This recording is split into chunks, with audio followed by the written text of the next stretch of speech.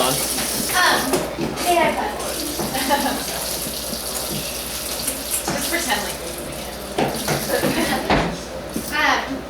Good morning. Good morning. Good. For those who may not know me, my name's Rachel Beal. I am Lily's older sister. Oldest sister. This morning, so I want you guys to think before we jump into the text of a time when maybe you really wanted something and you go to your mom or your dad, you pick one parent to go to, whatever one that you think will say yes probably, and you ask them and they say no. And so you go away and you're like, maybe I'll try the other parent. And you go back and you ask the other parent. Anybody have this happen? Yes. Okay, I figured. Or maybe, you ask one parent, they say no, you go home, you go back to whatever you're doing, you ask the next day, the answer's still no, you go back, you ask again, and you keep pressing even though you know the answer, right? So we've all experienced this. Just think about that, think about the issues that come up when you perpetually ask your parents the same thing when they've already said no, and what sometimes the result is. So today, I don't know how many people were here last week. This summer, some of us, I don't know about everybody, but some of us who speak throughout the year are talking about these texts in the Bible that just cause us to scratch our heads and be like, what? Why is this in there? What does this mean? What? What is this? So today's odd text involves a talking animal, God seeming to change his mind, and God being our adversary, standing in the way. So does anybody know off the bat who we're talking about? It's the donkey. Yes, nice. So we're going to watch a quick clip. That has nothing to do with anything, but this will be very short. Yeah! Waffle! And I thought the Waffle Fairy was just a bedtime story. A golden staircase. Donkey, don't eat that. There's a stack of freshly made waffles in the middle of the forest. Don't you find that a wee bit suspicious? Oh, you're good. I'm just worried, bad donkey. I said don't. No! Get away from it! You did. Uh-oh.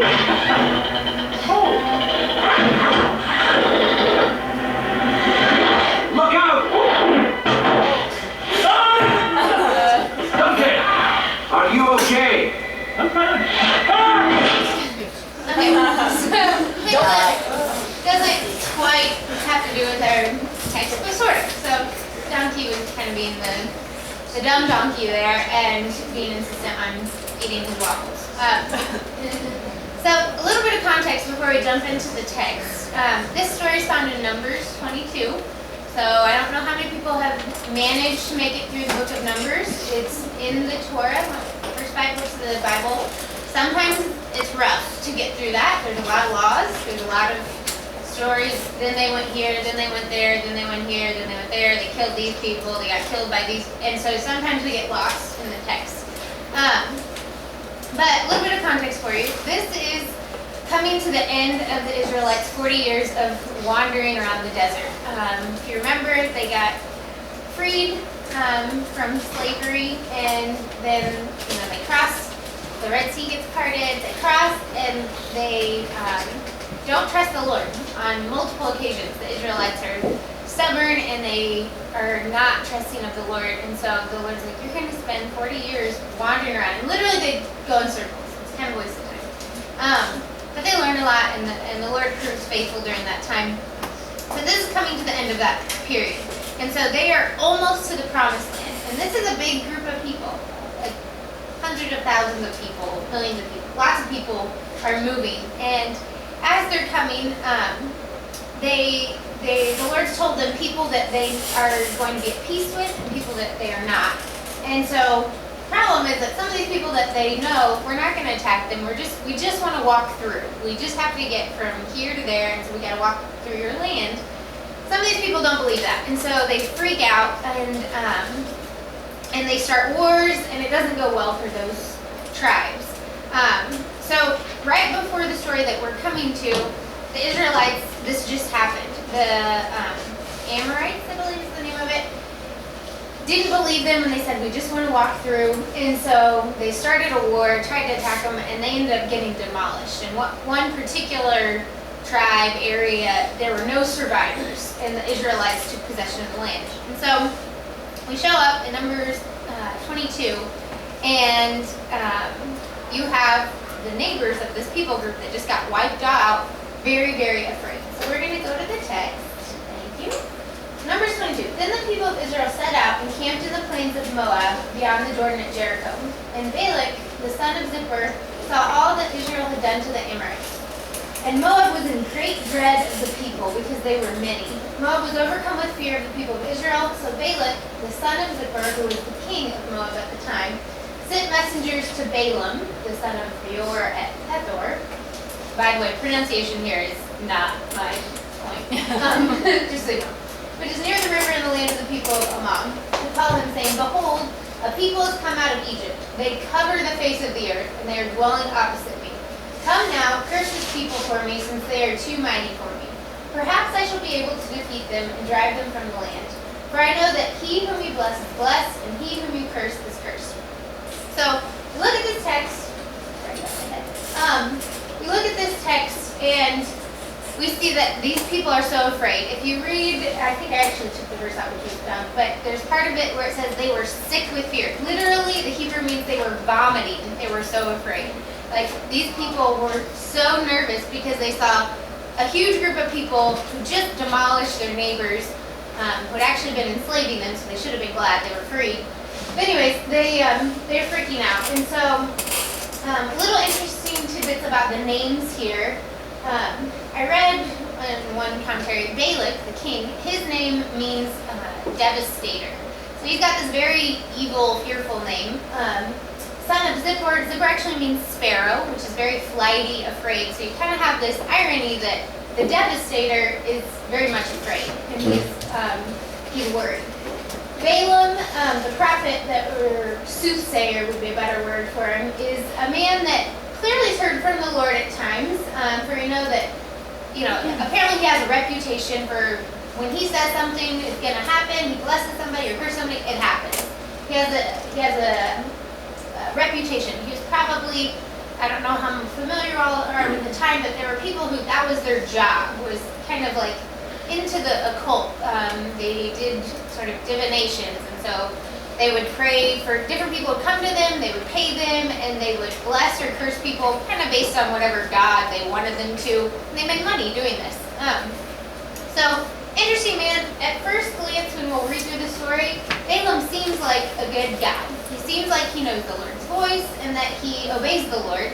But what's interesting about his name is it means devourer. So, it's not really a great thing in the Bible if your name means devourer. That's not great.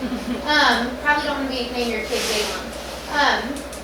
And as we'll see, the Bible talks about him in other places throughout the Old Testament and the New Testament, and it's never good things. So that's something to keep in mind when we get into this story. Okay, we'll move on from here. So the elders of Moab and the elders of Midian departed with fees for divination in their hand. And they came to Balaam and gave him Balak's message. And he said to them, lodge here tonight, and I will bring back word to you as the Lord speaks to me. So the princes of Moab stayed with Balaam. And God came to Balaam and said, who are these men with you? And Balaam said to God, Balak, the son of Zippor, king of Moab, has sent them to me, saying, behold, a people has come out of Egypt, and it covers the face of the earth. Now come, curse them for me. Perhaps I shall be able to fight against them and drive them out.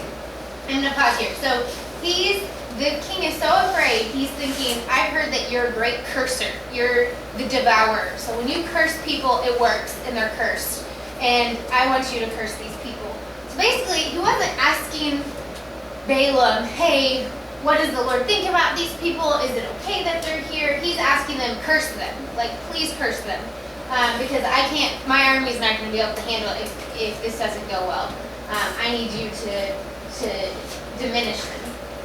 And so, basically, Balaam's there and he's like, okay, God, I'm supposed to curse these people. And he says, you shall not go with them. You shall not curse the people, for they are blessed.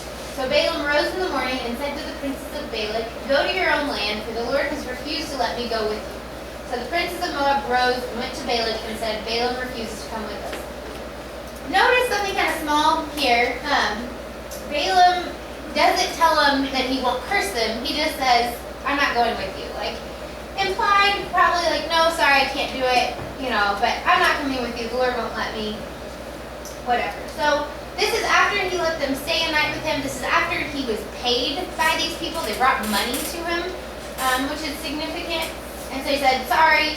He's obedient to what the Lord said, and he doesn't curse them. Okay, so we move on to the next group.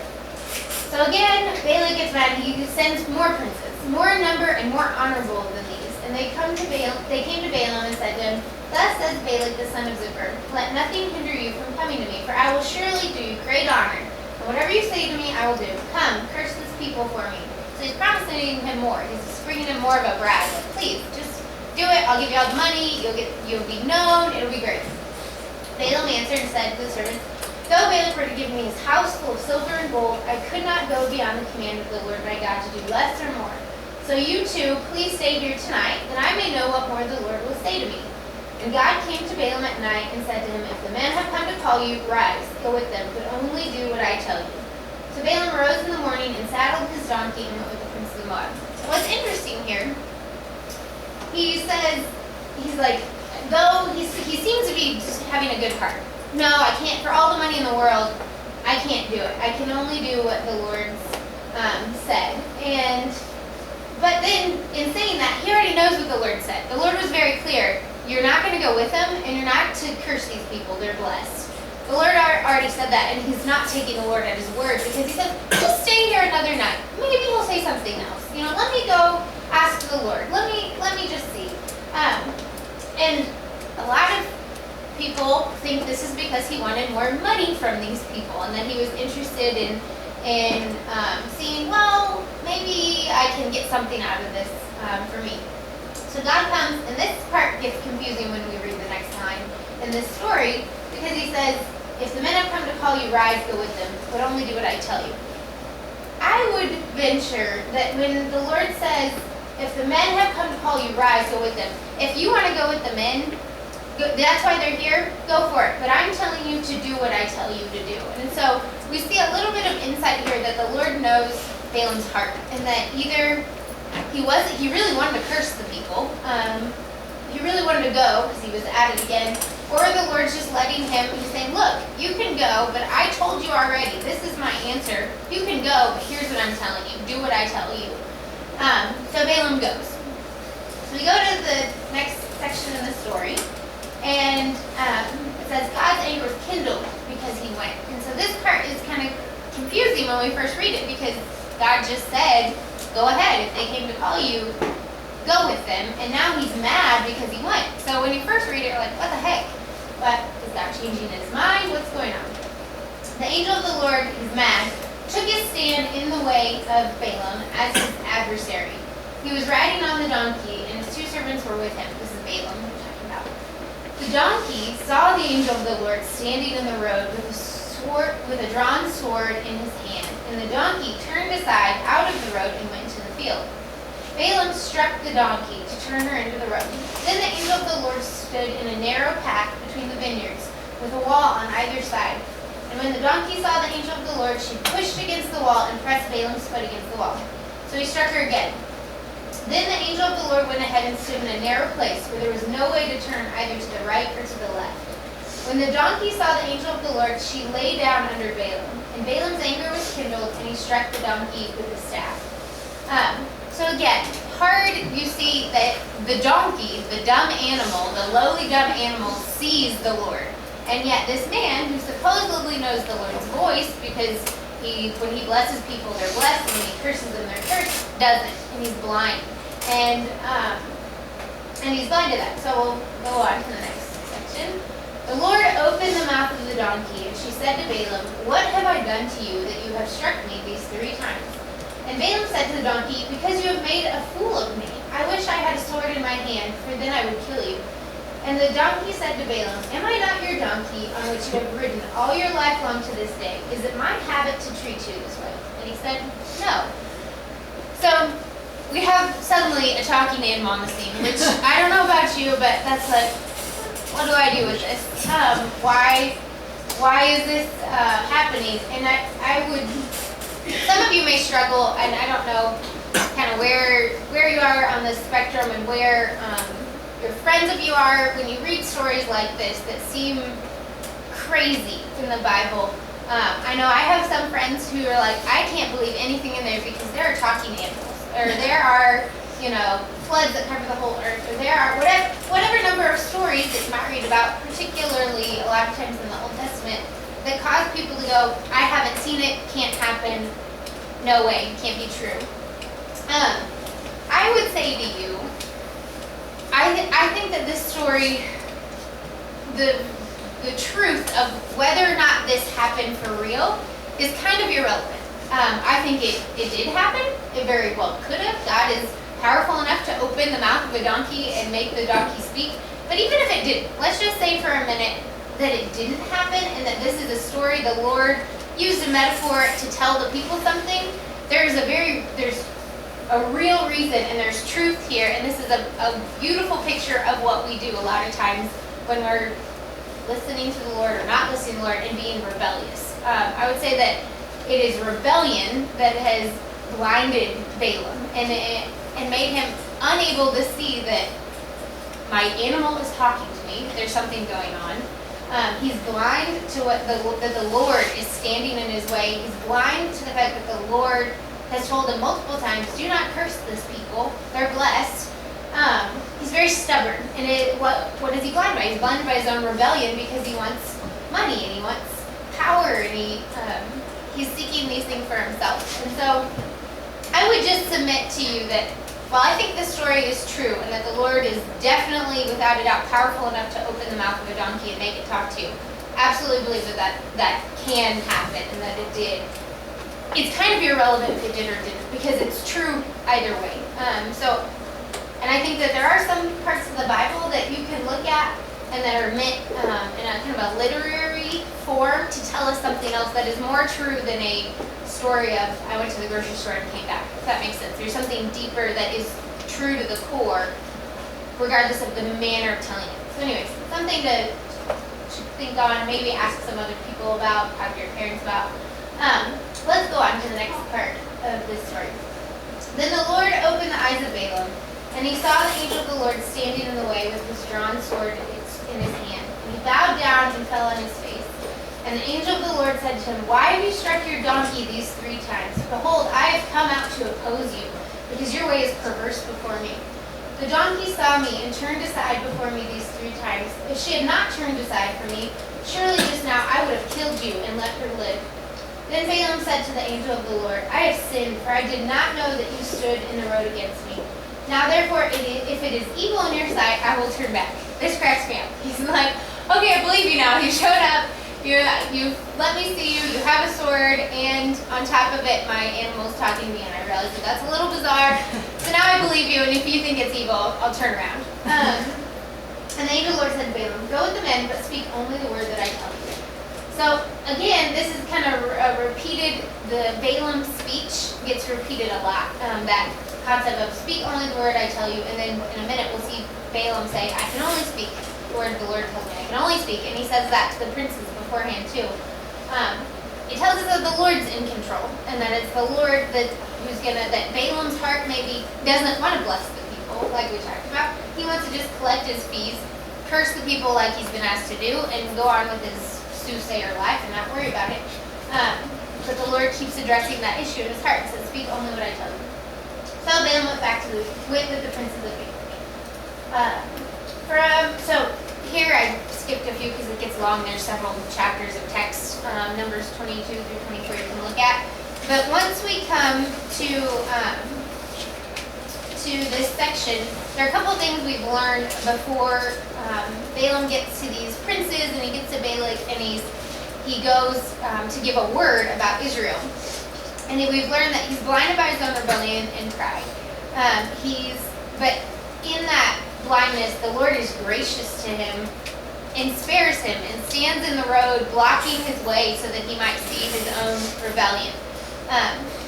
I would say it is God who moves and works, and to bless or to curse things. It is God who blesses our way. It is God who even uses this soothsayer, this evil man, this devourer, to bring about a blessing. So now we'll read about. Go back. I think one more. So we're going to just skim through really quickly. There are 3 blessings that he ends up blessing Israel with 3 different times. Because basically the king hears one blessing and he's like, you're supposed to curse them. Try again. Like, I'll take you here. You can only see part of them. Only curse this small portion of them. Kind of like in the temptation when Jesus sings like, well, you won't do that. Come over here. You can do this. Or come, I'm going to tempt you in this way. Similarly, Balak is like, first, like, here's all of the kingdom. Curse them. And then he won't. He blesses them. So here he says, how can I curse whom God does not curse? How can I denounce whom the Lord does not denounce? Behold, a people dwelling alone, not counting himself among the nations. Who can count the dust of Jacob or number the fourth part of Israel? Let me die the death of the upright, and let my envy like his. So then he's like, all right, I'm going to take you to this other section. There's a small group of people. What do you think here? And he says, from Aram, Balak has brought me, the king of Moab from the eastern mountains. Come, curse Jacob for me, and come, denounce Israel. How can I curse whom God does not curse? How can I, go on to the next one, sorry. I'm not reading. God is not man that he should lie, or a son of man that he should change his mind. Has he said, and will he not do it? Has he spoken, and will he not fulfill it? Behold, I received a command to bless. He has blessed, and I cannot revoke it. He has not beheld misfortune in Jacob, nor has he seen trouble in Israel. The Lord their God is with him, and the shout of a king is among them. So what's ironic here is it kind of looked like God did change his mind, right? A minute ago we saw him say, don't go, then he said, if you want to go with the men, go, but only do what I tell you. And then he gets angry. But in fact, the whole time God saw the heart, and he saw that Balaam's heart was not to do what the Lord asked of him, was not to obey him, but to curse. And yet, Balaam still can't manage a curse out of him. Let's go to the last one. The last one? When Balaam saw that it pleased the Lord to bless Israel, he did not go. So a third time Balak says to him, and all these times Balaam's been doing these kind of weird cultish practices to decipher the will of the Lord. It's something that was done there for soothsayers who was like looking for omens and that sort of thing. But this time, he saw that clearly the Lord wants me to bless Israel. So he doesn't go to look for omens, but sets his face toward the wilderness. And Balaam lifted up his eyes and saw Israel camping tribe by tribe. And the Spirit of God came upon him, and he took offense to discourse and said, the oracle of Balaam the son of Beor, the oracle of the man whose eye is open, the oracle of him who hears the words of God, who sees the vision of the Almighty. How lovely are your tents, O Jacob, your encampments, O Israel. Like valleys they spread out, like gardens beside a river, like aloes planted by the Lord, like cedars beside the waters. Water will flow from their buckets, their sea will have abundant water. May those who bless you be blessed, and those who curse you be cursed. Next. So he continues, he does this again, and he says, I see him now, but not now. I behold him, but not near. A star shall come out of Jacob, and a scepter shall rise out of Israel. It shall crush the forehead of Moab, and break down all the sons of Sheph. Edom shall be dispossessed, Seir also his enemy shall be dispossessed.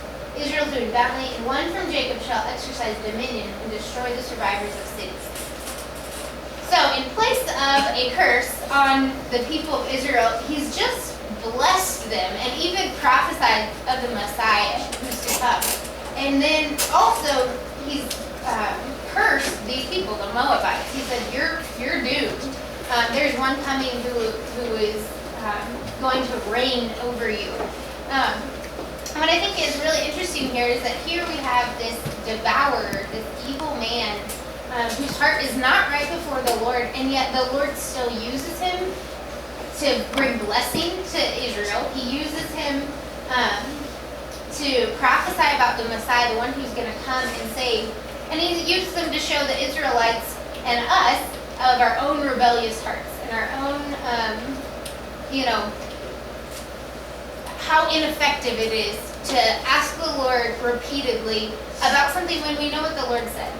And I think that all of us have probably, to some degree or another, whether it's something with your parents you can point to or something in your heart where you know, the Lord is saying no here. The answer is no, or the answer is I need to move this way. And we just repeatedly that's not the answer I want. That's not the answer I want. And so I'm going to just keep going back and see, maybe I'll get a different one. And that's disobedience. To not listen to the Lord when you know it's the Lord's voice and He's very clearly telling you to do or not do something, to not move right away is disobedience. And you have rebellion in your heart, and that's prideful. So this is showing us quite a bit about us, I would say, and quite a bit about kind of the mess that we're in. If we go to other spots in the Bible that reference this story, in Deuteronomy, it said, this is, so side note, Moses wrote Deuteronomy during this time when the Israelites were camped out next to Moab. So they were camped out, and he wrote the whole book of Deuteronomy before, or during this whole time when they are about to go into Moab.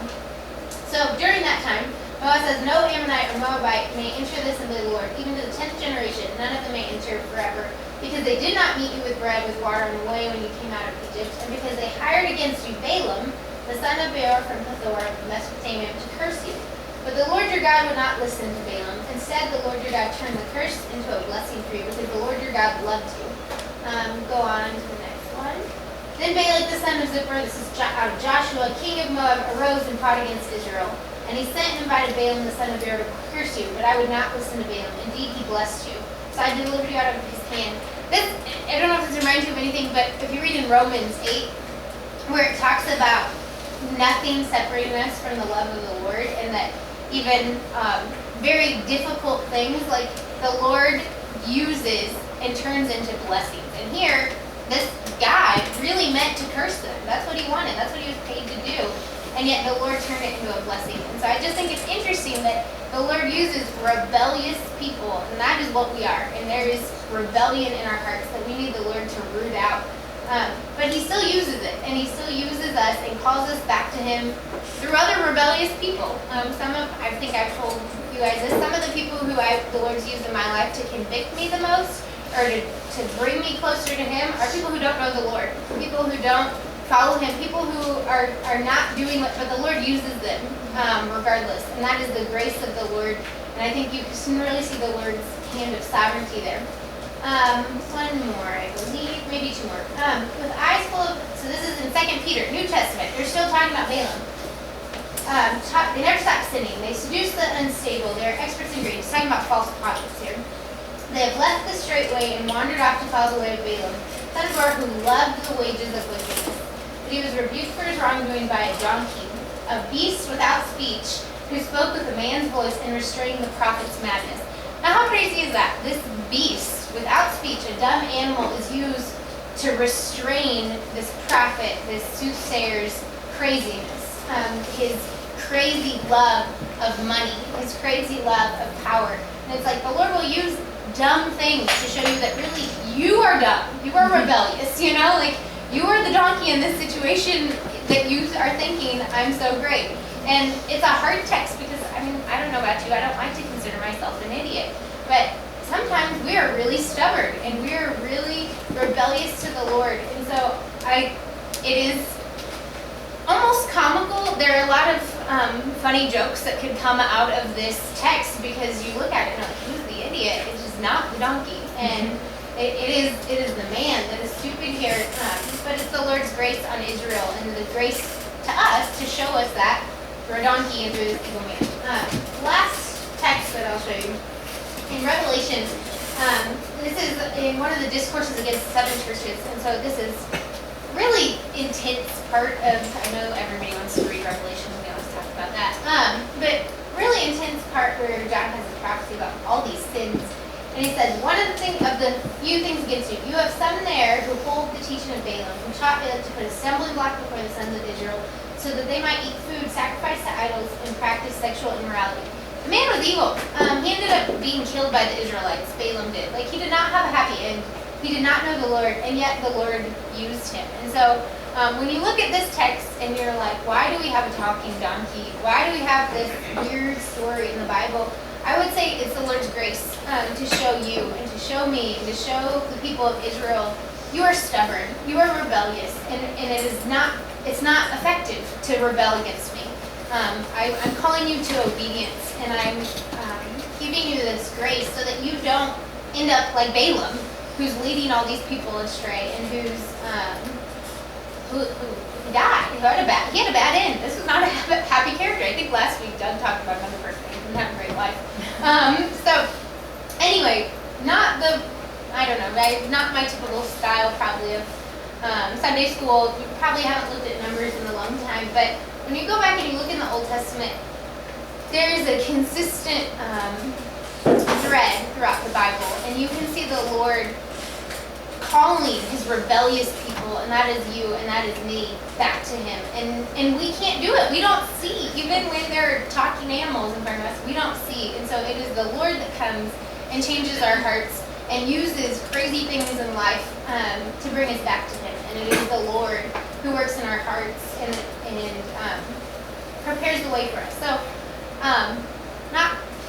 encouraging, but maybe not the happiest of texts to read this morning. But I would just say, ask the Lord, Lord, am I rebelling anywhere in my heart towards you? Are there places that I'm not surrendered? Are there places where I'm struggling to listen to you?